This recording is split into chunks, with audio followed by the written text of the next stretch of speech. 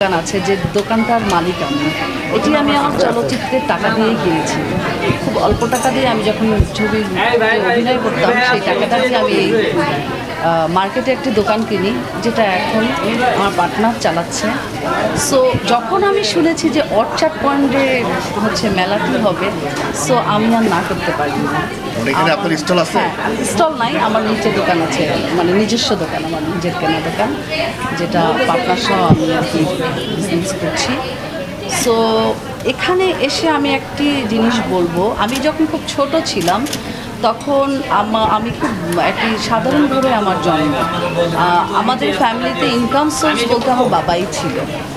তো একটি ফ্যামিলিতে একজনের ইনকামে যে কত কষ্ট করে চলতে হয় সেটা আমি নিজের চোখে দেখা। আমার মা একজন সাধারণ গৃহিণী ছিল, বাট এখন চিত্রটা অনেকখানি পাল্টে গেছে।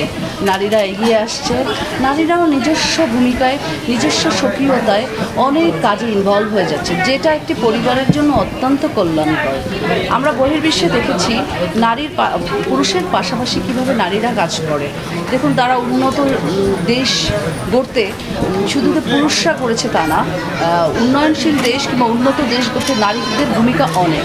সো আমি মনে করি একজন নারী উদ্যোক্তা কিংবা একজন নারী কর্মী সমাজ গঠনে অনেক সাহায্য করবেন। প্রত্যেকটা কর্মজীবী নারীদেরকে সম্মান জানাতে চাই, কারণ তারা আসলে তাদের পরিবারের একটা মাইল ফলক হতে পারে। তো আজকে এখানে এসে আসলেই ভালো লাগছে, সব নারীদের মেলা। সো আমার মন থেকে তাদের প্রতি অনেক অনেক দোয়া থাকবে। আপু, এই বিষয়ে আমরা বলতে চাই যে নারীরা এতই কর্মজীবী এবং এতই ব্যস্ততা হয়েছে যে তাদের বাসার যে সাংসারিক কাজ বা ছেলে মেয়েদের লালন পালনের সময় দিতে পারতেছে না, ইভেন হাজব্যান্ডকে সেইভাবে তারা করতে পারছে না। তো এটা কি আসলে মানে একটা অসুবিধা? না, কোনো অসুবিধা না। পৃথিবীতে মানে একটি কথা আছে, অসুবিধা তুমি নিজেকে মনে করলে সেটা অসুবিধা। দেখুন, যে নারীরা এখানে উদ্যোক্তা, আবার ধরেন যারা আমাদের কি ন্যানি নাই, ন্যানি আছে, কাজের বুয়া আছে, তারাও তো জব করছে, তারাও কিন্তু অনেকখানি সাহায্য করছে ঘরের কাজকর্মে। তো আমি মনে করি একজন শিক্ষিত নারীর খালি ঘরের মধ্যে থেকে রান্নাবান্না করার জন্য নারী পয়দা হয় না, নারীর অনেক কাজ থাকতে পারে।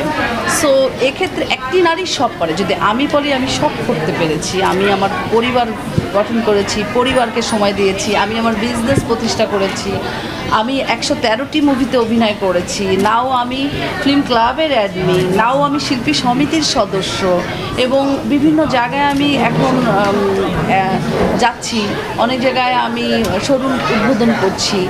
এই যে এটা একটা আসলে কি, নারী উই ক্যান এভরিথিং, আমাদের যদি সৎ একটা ইচ্ছা থাকে।